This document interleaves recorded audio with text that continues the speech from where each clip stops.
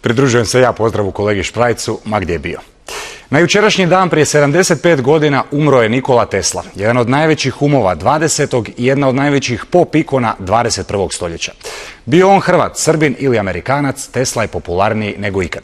Po ekscentričnom znanstveniku nazivaju se kafići, automobili, muzeji. Svaka izložba koja je njime inspirirana postaje hit. Sve o fenomenu Tesla zna Kristina Čirjak. Nikola Tesla, Tesla.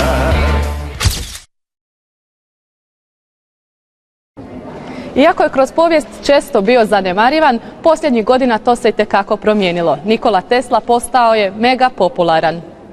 Sve što ima veze s Nikolom Teslom postalo je traženo. Tako su 75 godina nakon njegove smrti oživjeli eksponati iz Karlovačke škole koju je pohađao, instrumenti iz fizike koje je koristio i školska klupa u kojoj je sjedio.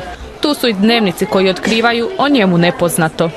I ovdje možete vidjeti da je Tesla upisan kao učenik te gimnazije, tako da tu vidite njegovo ime zapisano. Ovdje tu piše koliko je on godina imao, tu piše gdje je rođen.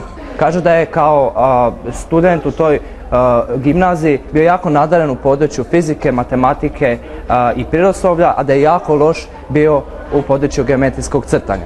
Izložbu koja prati Teslin život od rođenja do smrti u mjesec dana je posjetilo više od 30.000 ljudi. Pričamo o njemu kao nekom koji je umro zaboravljen i siromašan. Kao prvo to nije točno, jer kad se njegov život promatra vidi se da on umro u najluksuznijem hotelu u Njujorku i ništa mu nije falilo. Znači prvo ta premisa nije lijepa i htjela sam skinuti tu stigmu s Tesle i očigledno sam uspjela jer sad o Tesli svi pričaju kao jednom velikom boemu, jednom velikom buntovniku. Veliki buntovnik s velikim idejama, čiji lik i djelo fasciniraju. Tesla se dobro prodaje, a majice su najpopularnije, nosi ih više od 4.000 ljudi. Nose se majice i vezice, tiskaju se časopisi, rokovnici, snimaju filmovi, izrađuju broševi i nakit s likom i djelom Nikole Tesle. Osim što se od glave do pete možete odjenuti u Teslu, možete se provozati u Tesla automobilu ili popiti kavu u nekom od kafića koji nosi njegovo ime i uređeni su naravno u Tesla stilu.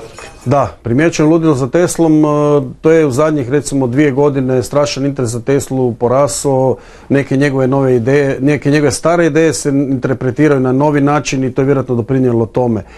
Vrlo je teško to definirati zašto se to dogodilo, ali eto Tesla opet in. I o njemu se priča više nego ikad, kažu u Tehničkom muzeju koji se naravno zove Nikola Tesla. Bilo je da on stigao s Marsa, da nije s odavde, da je izvanzemaljac i takvih stvari. Znači uvijek imate nekakvih, da ima nekakve veze sa nekakvim energijama kojima mi obični ljudi ne možemo imati veze i stupiti u kontakt, tako da evo, uvijek možete nešto novo čuti.